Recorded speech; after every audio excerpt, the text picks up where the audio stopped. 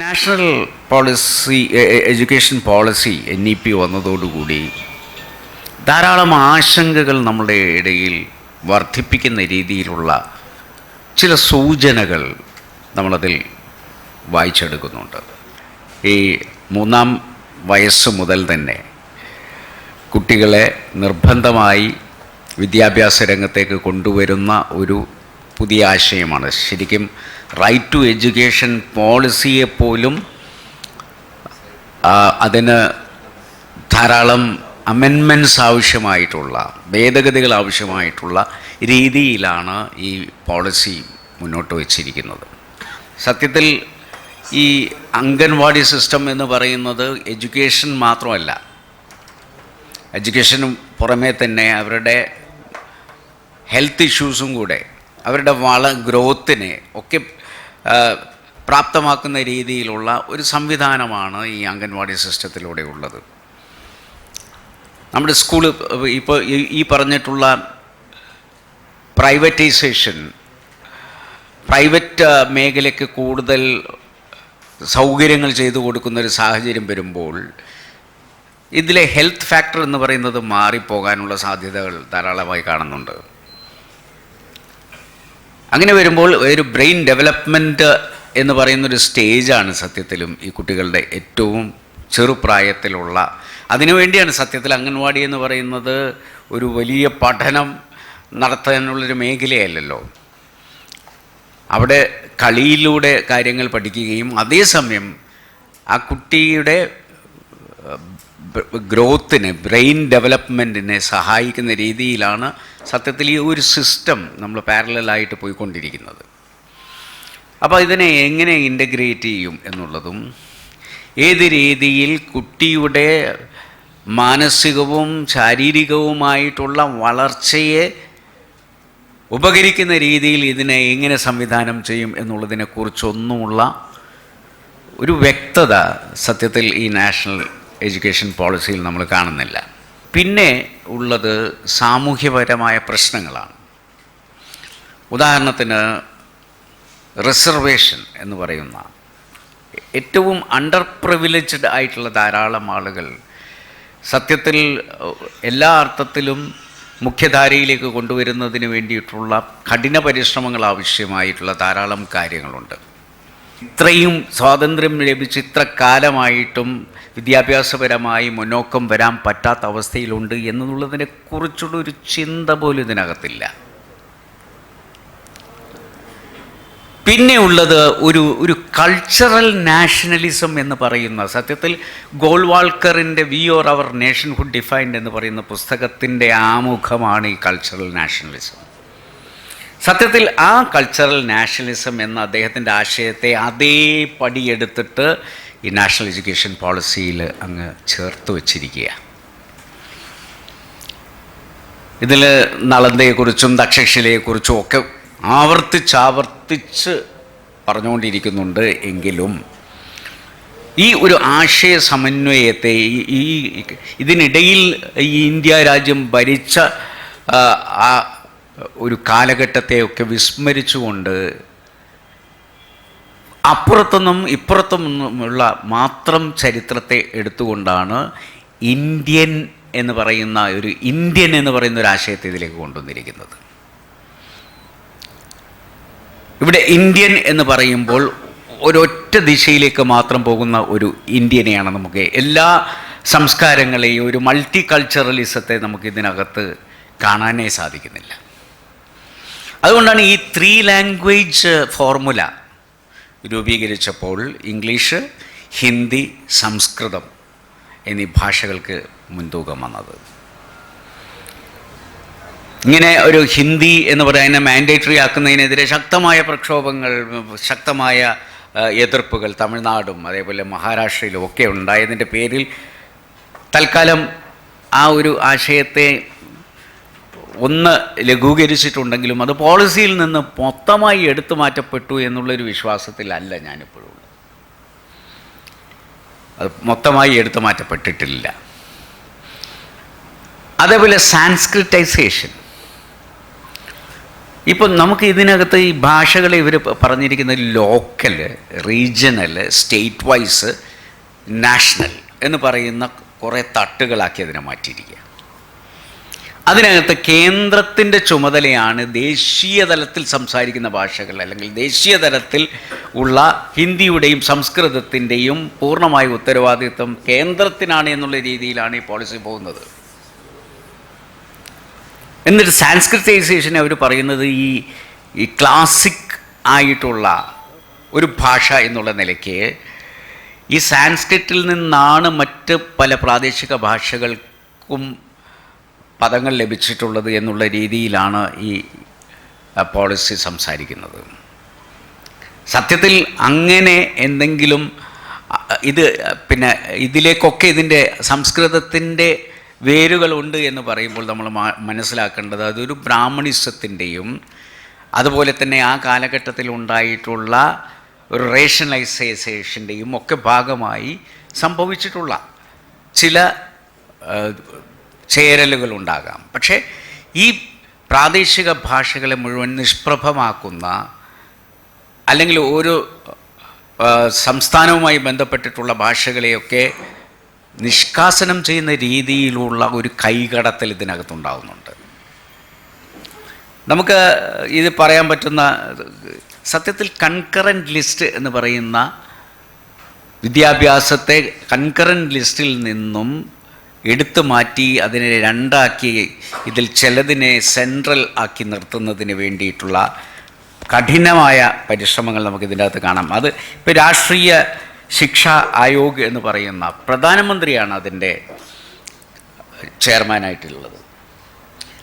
ഇനിയുള്ള എല്ലാ കാര്യങ്ങളെയും നിയന്ത്രിക്കുന്നത് നമുക്കറിയാം. പ്രധാനമന്ത്രിയിലേക്ക് കേന്ദ്രീകരിച്ചുകൊണ്ട് ഒരു പ്രധാനമന്ത്രിക്ക് അദ്ദേഹം പിന്നെ നേതൃത്വം കൊടുക്കുന്ന ഒരു കമ്മിറ്റിക്ക് ഇന്ത്യ രാജ്യത്തിൻ്റെ വിദ്യാഭ്യാസത്തെ മുഴുവൻ കൺട്രോൾ ചെയ്യാൻ പറ്റുന്ന രീതിയിൽ ഒരു കൺകറൻറ്റ് ലിസ്റ്റിൽ നിന്നും പൂർണ്ണമായി ഇതിനെ എടുത്തു മാറ്റുന്ന ഒരു സമീപനമായിരിക്കും വരും കാലത്ത് ഈ പോളിസിയിലൂടെ ഉണ്ടാകാൻ പോകുന്നത്.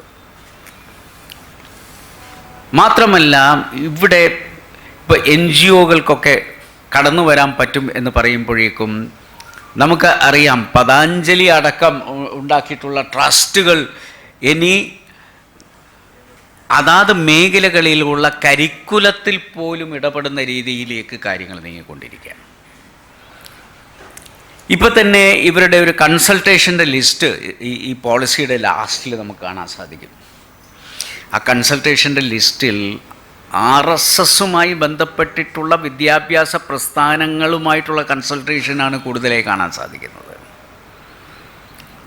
അല്ലെ ABVP അടക്കമുള്ള പ്രസ്ഥാനങ്ങളുണ്ട്, ധാരാളം വേറെയും സംഘടനകൾ അവർ പേരിന് ഇതിനകത്തേക്ക് കൂട്ടിയിട്ടുണ്ടെങ്കിലും മൊത്തത്തിൽ ഇതിൻ്റെ കൺസൾട്ടേഷൻ സത്യത്തിൽ ഒരു ഫാഷിസ്റ്റ് മനോഭാവത്തോടുകൂടി ഇനിയുള്ള വിദ്യാഭ്യാസ സമ്പ്രദായം മാറണം എന്ന് പറയുന്ന രീതിയിലേക്ക് കാര്യങ്ങൾ നീങ്ങിക്കൊണ്ടിരിക്കുകയാണ്.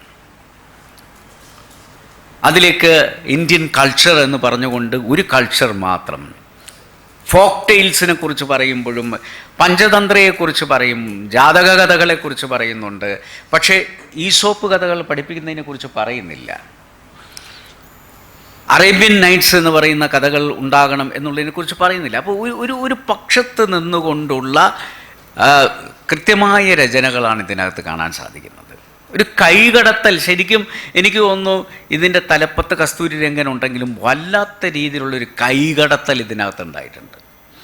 സത്യത്തിൽ സർക്കാർ തന്നെ പുറപ്പെടുവിച്ചിട്ടുള്ള, നിങ്ങൾക്ക് ഇതിന് വേണ്ടിയിട്ടുള്ള ഒരു സൂചന എന്ന് പറഞ്ഞുകൊണ്ട് അവരാദ്യം ഇറക്കിയിട്ടുള്ള പോളിസിയിലേക്ക് വിരൽ ചൂണ്ടുന്നതിന് വേണ്ടിയിട്ടുള്ള ചില നിർദ്ദേശങ്ങൾ, ചില സൂചനകൾ എന്ന് പറഞ്ഞുകൊണ്ട് മിനിസ്ട്രി ഇറക്കിയിട്ടുള്ള ആ ആദ്യ കരടിൻ്റെ ഒരു പൂർണ്ണ രൂപം തന്നെയാണ് പിന്നീട് വന്നിട്ടുള്ള കരടും. അപ്പോൾ ഇവിടെ ഉണ്ടാവാൻ പോകുന്ന എന്താണ്, നമുക്ക് കൺസൾട്ടേഷനിലെ ആ ലിസ്റ്റിനെ എടുത്ത് നോക്കിക്കഴിഞ്ഞാൽ എനിക്കൊന്നും അതിൽ 25% ഉള്ള കൺസൾട്ടേഷനും ബാംഗ്ലൂർ ബേസ്ഡ് ആയിട്ടുള്ള ആളുകൾ. എന്തുകൊണ്ടാണ് ഈ ബാംഗ്ലൂർ ബേസ്ഡ് ആയിട്ട് മാത്രം അവർക്ക് ഇഷ്ടമുള്ള ഒരു ചോയ്സ് അതിനകത്ത് ഉണ്ടായിട്ടുണ്ട് എന്നുള്ളതിൻ്റെ ഏറ്റവും വലിയ തെളിവാണത്. ഈ ഇന്ത്യ രാജ്യത്ത് കൺസൾട്ടേഷൻ ചെയ്യാൻ വേണ്ടിയിട്ട് 2 സംസ്ഥാനങ്ങളേ ഉള്ളൂ. ഒന്ന് ബാംഗ്ലൂരും ഒന്ന് മുംബൈയും. അപ്പം മാംഗ്ലൂരും മുംബൈയിലുള്ള കൺസൾട്ടേഷൻ എടുത്ത് മാറ്റി കഴിഞ്ഞാൽ പിന്നെ അതിനകത്ത് അധികം ആളുകളില്ല. അപ്പോൾ കേരളം എന്നൊക്കെ പറയുന്ന നമ്മളൊക്കെ ഇരിക്കുന്ന ആൾക്കാരുണ്ടല്ലോ, ഇതൊന്നും ഒരു കൺസൾട്ടേഷന് പറ്റാത്ത ഒരു കുറേ മന്ദബുദ്ധികളാണ് നമ്മൾ എന്നുള്ള രീതിയിലാണ് ഇവർ കാണുന്നത്. എന്നിട്ട് ഈ പോളിസി നിങ്ങൾ ജൂലൈ 31 ആകുമ്പോഴേക്കും പഠിച്ച് വിവരം പറഞ്ഞുകൊള്ളണം എന്നാണ്. ഇതിൻ്റെ ആഴത്തിൽ കിടക്കുന്ന പ്രശ്നങ്ങൾ എന്താണ് എന്ന് പഠിച്ചു നോക്കാതെ ഇതിലേക്ക് ഇറങ്ങിച്ചെല്ലുക എന്ന് പറയുന്നത് ഭീകരമായ പ്രശ്നങ്ങൾ ഉണ്ടാക്കുന്ന കാര്യമാണ്. അപ്പോൾ മൾട്ടി ഏജൻസീസിനെ കുറിച്ച് ഞാൻ പറഞ്ഞു. ഇപ്പം തന്നെ മൾട്ടി ഏജൻസീസിൽ ഈ വരുന്ന Bharatiya Shiksha board which has earlier been cleared by the Maharshi Sandipani Rashtriya Vedavidya Pratishthan, ഇപ്പോൾ വേദവിദ്യ പഠിപ്പിക്കുന്നതുമായി ബന്ധപ്പെട്ടിട്ടുള്ള, അപ്പോൾ ഇതിനെ it's designed and managed by Ramdev's Patanjali Yogpeeth. ഇത് കുറച്ച് കഴിഞ്ഞാൽ നമുക്ക് ആചാര്യകുല്യം, വിദ്യാഭാരതി സ്കൂൾസ് ഒക്കെ രാഷ്ട്രീയ സ്വയം സേവക് സംഘ് നടത്തുന്നതാണ്. And gurukulas run by Arya Samaj. ഇവയെല്ലാം ഇവർക്കൊക്കെ പണ്ട് CBSE ഇങ്ങനെ കടന്നു വരുന്നതിനെ നിഷേധിച്ചുകൊണ്ടാണ് ബോർഡിൻ്റെ തീരുമാനങ്ങളുണ്ടായിരുന്നെങ്കിൽ അതിനൊക്കെ ലഘൂകരിച്ചുകൊണ്ട് ഇവർക്കൊക്കെ ഇനി ഇന്ത്യൻ വിദ്യാഭ്യാസ സിസ്റ്റത്തിനകത്തേക്ക് കടന്നു വരാനുള്ള എല്ലാ സൗകര്യങ്ങളും ചെയ്തു കൊടുക്കുകയാണ്. തനിക സർക്കാർ എഴുതിയിട്ടുള്ളൊരു പുസ്തകമുണ്ട്, ഈ നോർത്ത് ഇന്ത്യയിലുള്ള RSS കേന്ദ്രീകൃതമായി നടത്തുന്ന സ്കൂളുകളെക്കുറിച്ച്, ആ സ്കൂളുകൾക്കകത്ത് നടക്കുന്ന പാഠങ്ങളെക്കുറിച്ച്, ആ സ്കൂളിൻ്റെ ക്ലാസ് റൂമിൻ്റെ ഒരു മാതൃക, അവിടെ എന്തൊക്കെയാണ് അവർ ചുമരിൽ തൂക്കിയിട്ടിരിക്കുന്നത് എന്നുള്ളതിനെക്കുറിച്ച്, മാത്രമല്ല അവർക്ക് രാവിലെ പറഞ്ഞു കൊടുക്കുന്ന പ്രാർത്ഥനയെക്കുറിച്ച്, ആ പ്രാർത്ഥന ചൊല്ലുന്ന സമയത്ത് മറ്റുള്ളവരുടെ ഇടയിലെ മറ്റുള്ള വിഭാഗങ്ങളോടുള്ള ഒരു ഹെയ്റ്റ് ഉണ്ടാക്കുന്നതിന് വേണ്ടി ടീച്ചർമാർ തന്നെ നേതൃത്വം കൊടുത്തുകൊണ്ട് നടത്തുന്ന പ്രഭാഷണങ്ങളെക്കുറിച്ച്, അത് പറയുമ്പോൾ ഇരു കൈകളും ഇങ്ങനെ മുഷ്ടി ചുരുട്ടിയമാതിരി ചുരുട്ടി പല്ലെറുമിക്കൊണ്ട് വിദ്യാർത്ഥികൾ അതിൽ ഒരു ഹിസ്റ്റീരിയയിലേക്ക് പോകുന്നു എന്ന് പറയുന്ന തനിക സർക്കാരിൻ്റെ കൃത്യമായിട്ടുള്ള RSS നിയന്ത്രിതമായ സ്കൂളുകളെക്കുറിച്ച് കൃത്യമായി അവർ ഒരു പുസ്തകത്തിൽ പറഞ്ഞിട്ടുണ്ട്. സത്യത്തിൽ അത് RSS തന്നെ നിയന്ത്രിച്ചിരുന്ന സ്കൂളുകളാണെങ്കിൽ ഇനി സർക്കാർ സ്പോൺസേഡ് ചെയ്തിട്ട് എല്ലാ സ്കൂളുകളെയും ഇങ്ങനെ ഹെയ്റ്റ് പൊളിറ്റിക്സും ഹെയ്റ്റ് ഹിസ്റ്ററിയും പറഞ്ഞു പഠിപ്പിച്ച് ഇവരുടെ രണ്ട് കൾച്ചറുണ്ട്. ഗോൾവാൾക്കർ പറഞ്ഞതുപോലെ അടിവേരുകളോളം വിഭിന്നമായി നിൽക്കുന്ന കൾച്ചറുകൾക്ക് ഒരിക്കലും ഒരുമിച്ച് നിൽക്കാൻ ഇന്ത്യയിൽ സാധിക്കില്ല എന്ന് പറയുന്ന ശരിയായ പോളറൈസേഷൻ വിദ്യാഭ്യാസ രംഗത്ത് കൊണ്ടുവരികയും അതോടൊപ്പം തന്നെ വരേണ്യവർഗത്തിന് മാത്രം പഠിച്ചും പണമുള്ളവർക്ക് മാത്രം ഉല്ലസിച്ചും വിദ്യാഭ്യാസം കൊണ്ടുപോകാൻ പറ്റുന്ന രീതിയിലേക്കും എല്ലാ തരത്തിലും ഡിപ്രൈവ്ഡ് ആയിട്ടുള്ള ജനവിഭാഗങ്ങൾ വീണ്ടും മാർജിനലൈസ് ചെയ്യപ്പെടുന്ന അവസ്ഥയിലേക്കും, അങ്ങനെ സ്കൂളുകൾ എന്ന് പറയുന്നത് സത്യത്തിൽ ഞങ്ങൾക്ക് നിഷേധിക്കപ്പെട്ടതാണ് എന്ന പഴയ കാലത്തെ ചിന്തയിലേക്ക് ഈ പാവപ്പെട്ട സമൂഹത്തെ കൊണ്ടുചെന്നെത്തിക്കുന്നതിനും പ്ലാൻ ചെയ്തിട്ടുള്ള പുകമറയ്ക്ക് പിന്നിൽ അജണ്ടകൾ നിശ്ചയിച്ചിട്ടുള്ള ഒരു പോളിസിയാണ് നമ്മുടെ മുന്നിൽ ഉള്ളത് എന്ന ശക്തമായ വിശ്വാസത്തോടു കൂടിയാണ് ഞാൻ നിങ്ങളുടെ മുന്നിൽ നിൽക്കുന്നത്. ഇവിടെ എനിക്ക് തോന്നുന്നു ഇതിൻ്റെ ആശയപരമായിട്ടുള്ള കാര്യങ്ങളാണ് ഞാൻ പറഞ്ഞിട്ടുള്ളതെങ്കിലും ഇതിൻ്റെ ഘടനാപരമായി ഉണ്ടാക്കാൻ പോകുന്ന അപകടങ്ങളെക്കുറിച്ചും ഇതിൽ കേരള ഗവൺമെൻറ് ഉണ്ടാക്കിക്കൊണ്ടിരിക്കുന്ന മറ്റ്, സത്യത്തിൽ ഒന്ന് ഏട്ടൻ ബാവ ഉണ്ടാക്കിയിട്ടുള്ള പോളിസിയാണെങ്കിൽ ഈ ഖാദർ കമ്മിറ്റി എന്ന് പറയുന്നത് അനിയം ബാവ ഉണ്ടാക്കിയിട്ടുള്ള പോളിസിയാണ്. ഇത് രണ്ടും കൂടി വരുന്നതോടുകൂടി നമുക്ക് വിദ്യാഭ്യാസം എന്ന് പറയുന്ന നമ്മളുടെ ഈ രാജ്യത്തിൻ്റെ ഇവർ പറയുന്നത് എന്താണെന്ന് വെച്ച് കഴിഞ്ഞാൽ ഇക്വിറ്റിയെക്കുറിച്ച് പറയുന്നുണ്ട്, ഹൈ ക്വാളിറ്റിയെക്കുറിച്ച് പറയുന്നുണ്ട്. രണ്ടും ഒരുമിച്ച് എങ്ങനെ പോകുമെന്നുള്ള എൻ്റെ ചോദ്യം. ഹൈ ക്വാളിറ്റിക്ക് വേണ്ടി എല്ലാ വിദ്യാഭ്യാസ സ്ഥാപനങ്ങൾക്കും അവർക്ക് ഇഷ്ടം പോലെയുള്ള രീതിയിൽ സത്യത്തിൽ ഇനി എക്കണോമിക് സോൺ വരുന്ന പോലെ ഇനി സത്യത്തിൽ ഒരു സ്കൂൾ സോൺ വരാൻ പോവാണ്. നമുക്ക് സ്പെഷ്യൽ ആയിട്ടുള്ള പിന്നെ എക്കണോമിക് സോണിനെ കുറിച്ച് നമ്മൾ കേട്ടിട്ടുണ്ട്. സ്പെഷ്യലായിട്ടുള്ള എഡ്യൂക്കേഷൻ സോൺ വരുന്നതോടുകൂടി ശരിക്കും കച്ചവടവൽക്കരിക്കാൻ പെടാൻ പോവുകയാണ്. കച്ചവടവൽക്കരിക്കപ്പെടുന്ന അവസ്ഥയിലേക്ക് ആർക്കും ഇവിടെ വരാം. അവരുടെ വിദ്യാഭ്യാസ സ്ഥാപനങ്ങൾ തോന്നും പോലെ തുടങ്ങാം, തോന്നും പോലെ അവരുടെ ഫീസുകൾ നിശ്ചയിക്കാം, തോന്നും പോലെ അവർക്ക് വേണമെങ്കിൽ ഇതിനകത്തുനിന്ന് CSR ഫണ്ട് മാറ്റിവെച്ചാൽ മതി. വേണമെങ്കിൽ പഠിക്കാൻ പറ്റാത്തവരുണ്ടെങ്കിൽ നിങ്ങൾ തന്നെ ഒരു CSR ഫണ്ട് രൂപീകരിച്ച് അവരെ സഹായിക്കാൻ ശ്രമിക്കുക എന്ന് പറയുന്ന ഒരു വളരെ ലൈറ്റായിട്ട് മതി, ഇനി അങ്ങനെയുള്ള ആളുകളുടെ പഠനത്തെക്കുറിച്ച് ഉണ്ടായാൽ മതി എന്ന് പറയുന്ന ഒരു വളരെ വികൃതമായ ഒരു ആശയമാണ് ഇതിനകത്തേക്കുണ്ട്. എനിക്ക് തോന്നുന്നു കമ്മിറ്റിയിൽ തന്നെ എത്ര ശക്തരായിട്ടുള്ള വിദ്യാഭ്യാസ വിചക്ഷണന്മാരുണ്ട് എന്നുള്ളതിന് സംശയമുണ്ട്. ഏതോ ഒരു പഴയ VC അങ്ങനെയുള്ള 1-2 ആൾക്കാർ ഒഴിച്ചു കഴിഞ്ഞാൽ പിന്നെ നമ്മുടെ അസിം പ്രേംജിയുടെയൊക്കെ പ്രതിനിധികളൊക്കെ അടങ്ങുന്നതാണ്. കാരണം സത്യത്തിൽ ഒരു കച്ചവട ലക്ഷ്യത്തോടു കൂടി ഈ പോളിസി മാറിയിരിക്കുന്നു. NGOകൾക്ക് കൂടുതൽ കടന്നു വരാനുള്ള അവസരം ഉണ്ടാക്കുമ്പോൾ ആ NGOകൾ എങ്ങനെ അക്രഡിറ്റ് ചെയ്യണം എന്നുള്ളതിനെക്കുറിച്ചുള്ള യാതൊരു ധാരണ ഇതിനകത്തില്ല. അപ്പോൾ ആർക്കും കടന്നു വരാൻ പറ്റുന്നൊരു മേഖലയായി വിദ്യാഭ്യാസ മേഖല മാറുമ്പോൾ ഞാനിപ്പം ഇതിൻ്റെ ഹയർ എഡ്യൂക്കേഷനെ കുറിച്ച് അല്ലെങ്കിൽ മറ്റ് പ്രൊഫഷണൽ എഡ്യൂക്കേഷനെ കുറിച്ചുള്ള ഭാഗത്തെക്കുറിച്ച് ഞാൻ കടന്നിട്ടേയില്ല. കാരണം അതിലേക്ക് പോകുകയാണെങ്കിൽ ദീർഘമായൊരു പ്രസംഗം ആവശ്യമായിട്ടുള്ള ഒരു വിഷയമാണ്. ഇത് വായിച്ച് തീർത്ത് ഇതിൻ്റെ അകത്തുള്ള ഓരോ വരികൾക്കിടയിലും ഉള്ള വിഷയങ്ങൾ തന്നെ പരിശോധിക്കുക എന്ന് പറയുന്നത് സമഗ്രമായിട്ടുള്ള കാര്യമാണ്. അപ്പോൾ സത്യത്തിൽ 30-ാം തീയതി നമുക്ക് ആകെ പറയാൻ പറ്റുന്നത് ഇതിനെ ഏതെങ്കിലും അറബിക്കടലിലേക്ക് വലിച്ചെറിയുക എന്നുള്ളതല്ലാതെ ഇതിനെ മൊത്തത്തിൽ ഉടച്ചു വാർക്കുക എന്ന് പറയുന്ന ഈ പോളിസി വളരെ പ്രയാസകരമാണ്. കാരണം ഓരോ വരികൾക്കിടയിലുള്ള ആശയവും അപകടകരമാണ് എന്ന് സൂചിപ്പിക്കുന്നതാണ് ഈ വിഷയം. അതിൽ സാൻസ്ക്രിറ്റൈസേഷനെ കുറിച്ച് പറഞ്ഞതല്ല, 3 ലാംഗ്വേജ് ഫോമുല എന്ന് പറയുന്നതല്ല, അതിനേക്കാൾ അപകടകരമായി ഇനി വരാൻ പോകുന്ന സത്യത്തിൽ ക്യാച്ച് ദം യങ് എന്ന് പറയുന്ന ഒരു തിയറിയാണ് ഹിറ്റ്ലർ എപ്പോഴും തൻ്റെ ഫാഷിസത്തെ ഉപയോഗപ്പെടുത്തുന്നതിന് വേണ്ടി ഉണ്ടാക്കിയിട്ടുള്ളത്. അദ്ദേഹത്തിൻ്റെ ക്ലാസ് മുറികൾ എല്ലാം ജോസഫ് ഗീബൽസ് മാറ്റി. കാരണം അദ്ദേഹമായിരുന്നു ഈ പ്രൊപ്പഗാൻഡ മിനിസ്റ്ററായിട്ടുണ്ടായിരുന്നത്. എല്ലാ ക്ലാസ് റൂമിലും അദ്ദേഹം കുട്ടികൾക്ക് കളിക്കാൻ കൊടുക്കുന്ന ടോയ്സിൽ പോലും മാറ്റങ്ങളുണ്ടാക്കി. അങ്ങനെയാണ് അവരത് രൂപകൽപ്പന ചെയ്തത്. നമ്മൾ പസിൽസൊക്കെ ചെയ്യുകയാണെങ്കിൽ പസിൽസൊക്കെ എടുത്തു വെച്ച് കഴിഞ്ഞാൽ അത് ഹിറ്റ്ലറായിട്ട് മാറും. നമ്മൾ ചെറിയ ക്യൂബ്സൊക്കെ എടുത്തുകൊണ്ട് അതിൽ ചില കളികൾ കൊടുക്കും. ആ ക്യൂബ്സ് എല്ലാം കൂടി നമ്മൾ അടുക്കി വെച്ച് കഴിഞ്ഞാൽ അതൊരു സ്വസ്തിക്കായി മാറും.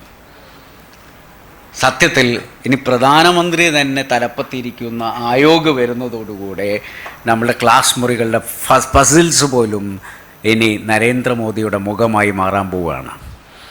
3 വയസ്സിൽ പിടിക്കുക എന്നുള്ളതാണ് ഇതിലെ ഏറ്റവും പ്രധാനപ്പെട്ട ആശയം. 3ാമത്തെ വയസ്സിൽ ഇന്ത്യൻ കൾച്ചർ ഇതാണെന്നും ഇന്ത്യൻ നാഷണലിസം ഇതാണെന്നും ഇത് കൾച്ചറൽ നാഷണലിസം ഇവിടെയുണ്ടെന്നും ബാക്കിയുള്ളതെല്ലാം നിങ്ങൾക്ക് അന്യമായിട്ടുള്ള സംസ്കാരമാണെന്നും ആ കുട്ടിയുടെ മനസ്സിലേക്ക് വന്നാൽ അത് പഠിപ്പിക്കാൻ പറ്റുന്ന രീതിയിലുള്ള ട്രെയിനിങ്ങിലേക്ക് ഈ ടീച്ചേഴ്സ് മാറുകയാണെങ്കിൽ ഏത് രീതിയിലാണ് ഇനി വരും കാലത്ത് ഇന്ത്യ ഉണ്ടാവുക എന്ന ഭയപ്പെടുത്തലാണ് ഈ വന്നിട്ടുള്ള നാഷണൽ എഡ്യൂക്കേഷൻ പോളിസി. ഈ പോളിസിയെക്കുറിച്ച് പക്ഷേ ഇതിൻ്റെ എല്ലാ വശങ്ങളും ചർച്ച ചെയ്യാൻ പറ്റുന്നവരാണ് ഈ വേദിയിലുള്ളത്. ശരിക്കും ചിലപ്പോൾ ഇതിൽ ഗുണകരമായുള്ള ചില കാര്യങ്ങളൊക്കെ നമുക്ക് കണ്ടുപിടിക്കാൻ സാധിച്ചേക്കും. ഗുണപരമായ ഒന്നിനെയും തള്ളുന്നവരല്ല ഈ ഭാരതീയർ. ഗുണമുള്ളതിനെയൊക്കെ നമ്മൾ സ്വാംശീകരിക്കാൻ തയ്യാറാണ്. പക്ഷേ രാജ്യത്തിന് അപകടം ചെയ്യുന്നത് പല്ലും നഖവും ഉപയോഗിച്ചുകൊണ്ട് അവസാനം വരെ പൊരുതി തോൽപ്പിക്കാനും ഈ ഇന്ത്യ രാജ്യത്തെ സെക്കുലറിസത്തിൽ വിശ്വസിക്കുന്നവർക്ക് സാധിക്കും. ഇതിനകത്ത് നമ്മൾ കാണാൻ കൊതിച്ചു നിന്നിരുന്നൊരു വാക്കുകൂടിയാണ് സെക്കുലറിസം എന്ന പദം. സെക്കുലറിസം എന്ന് പറയുന്ന പദം നിങ്ങൾക്കിതിൽ തിരിയിട്ട് നോക്കിയാൽ കാണാൻ സാധിക്കില്ല. പക്ഷേ നമ്മൾ പഴയ കാലത്തെ എല്ലാ പോളിസികളും എടുത്തു നോക്കിക്കഴിഞ്ഞാൽ, ഇപ്പോൾ ഉദാഹരണത്തിന് NP 1986 വന്നിട്ടുള്ള NPയിൽ categorically states all educational programs will be carried on in strict conformity with secular values. അതുപോലെ NCF എടുത്തു നോക്കിക്കഴിഞ്ഞാൽ, കരിക്കുലം ഫ്രെയിംവർക്ക് എടുത്തു നോക്കിക്കഴിഞ്ഞാൽ, social values within which we locate our educational aims. The first is a commitment to democracy and the values of equality, justice, freedom, concern for others, well-being, secularism, respect for human dignity and rights. ഏത് കാലഘട്ടത്തിലും ഇവിടെ ഇറങ്ങിയിട്ടുള്ള education പോളിസികളായാലും ഫ്രെയിംവർക്കുകളായാലും അതിലൊന്നും വിട്ടുപോകാതെ നമ്മൾ ഉൾച്ചേർത്തിട്ടുള്ള ഒന്നാണ് secularism എന്ന് പറയുന്ന പദം. ഇവിടെ കുറേ നാളായി ഈ ഗവൺമെൻറ്റിലെ തന്നെ മന്ത്രിമാർ പറഞ്ഞിട്ടുള്ളത്, ഞങ്ങൾക്ക് ശരിക്കുമുള്ള ഭൂരിപക്ഷം വന്നാൽ ഞങ്ങൾ ആദ്യം എടുത്തു മാറ്റാൻ പോകുന്ന വാക്ക് എന്ന് പറയുന്നത് ഭരണഘടനയിൽ നിന്നും സെക്കുലറിസം എന്ന് പറയുന്ന വാക്കാണ് എന്ന്. മാത്രമല്ല, സെക്കുലറിസം ഉൾച്ചേർക്കുന്നതിന് മുമ്പുള്ള പ്രീ ആമ്പിളാണ് ഇപ്പോൾ പരസ്യമായി വീണ്ടും സർക്കാർ കോൺസ്റ്റിറ്റ്യൂഷൻ്റെ പരസ്യങ്ങളിലായി പ്രീ ആമ്പിൾ വീണ്ടും പല പത്രങ്ങളിലും പ്രസിദ്ധീകരിക്കുമ്പോൾ അത് അമെൻമെൻറ്റിലൂടെ ഉൾച്ചേർക്കുന്നതിന് മുമ്പുള്ള പ്രീ ആമ്പിളാണ് ഇപ്പോഴും പരസ്യമായി കൊടുത്തുകൊണ്ടിരിക്കുന്നത്. അപ്പോൾ സെക്കുലറിസം ഇവർക്ക് വെറുക്കപ്പെട്ട വാക്കാണ്. ആ വെറുക്കപ്പെട്ട വാക്ക് എന്നുള്ള അർത്ഥത്തിൽ സെക്കുലറിസത്തെ ഇതിൽ നിന്നും പൂർണ്ണമായും മാറ്റി നിർത്തണം എന്നുള്ളത് ആരുടെയോ ഇംഗിതമാണ്. ആ ഇംഗിതത്തിനനുസരിച്ച് പേനയുന്തുന്ന ഏതെങ്കിലും ആൾ ഉണ്ടാക്കിയിട്ടുള്ള റിപ്പോർട്ടിൻ്റെ പിന്നാലെ പോകാൻ നമുക്കിപ്പോൾ തൽക്കാലം സൗകര്യമില്ല എന്ന് മാത്രം പറഞ്ഞുകൊണ്ട് ഈ മാറ്റങ്ങൾക്ക് വിധേയമായി ഇത് സൃഷ്ടിക്കപ്പെടും എന്നുള്ള ആത്മവിശ്വാസത്തിൽ ഞാൻ എൻ്റെ വാക്കുകൾ ചുരുക്കുന്നു.